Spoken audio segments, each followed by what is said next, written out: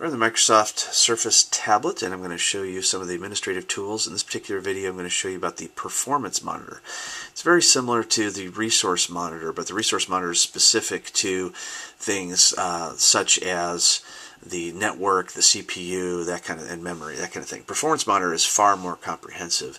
It allows us to add a lot more counters to see what's going on. So if we click on performance monitor, we can see by default the processor, what's going on with the processor. From here, if we want, we can click new data collector set, which does a set of different monitors that you can save and then go back to anytime that you want. We can also go down here and make some changes. We can go to the left edge, right edge, page left, page right. So if you have a lot of different things going on, then that might be helpful to you. You can click on the counter itself and go to properties, and you can change the color of the bar. You can change the width.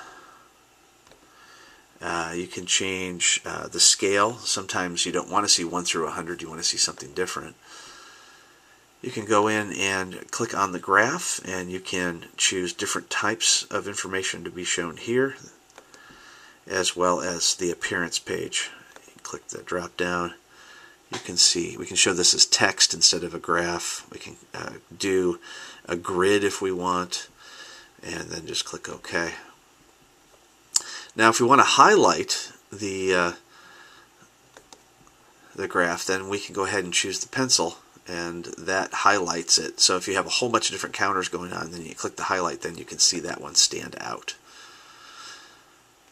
And we can pause the display at this point if we don't want it to keep going, just to see what's going on. We can click update data, or just go ahead and keep going. From here we can add counters. Just right click on your mouse, you can click add counters, and we can choose any type of counter that we want here. Some of the more popular ones are memory, physical disk. That gives us an idea of what's happening with the disk itself. And we can just go ahead and click add.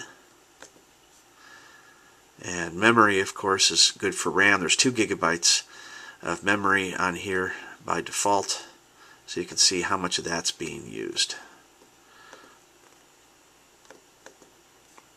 Click add, click OK. Alright, so now we have the different counters that are added, and let's go ahead and double click on those, and we'll change to a blue on that one. Got the width. We can choose this one, and we can now change that one to a green, and we'll change this one to black. And we can also change the other information here as well. Alright, so we click OK, and now we see all the different counters and what it is that they're doing. And it gives you an idea if anything is being pegged. These are the 3 bottlenecks that are typical to any computer: processor, memory, and hard drive.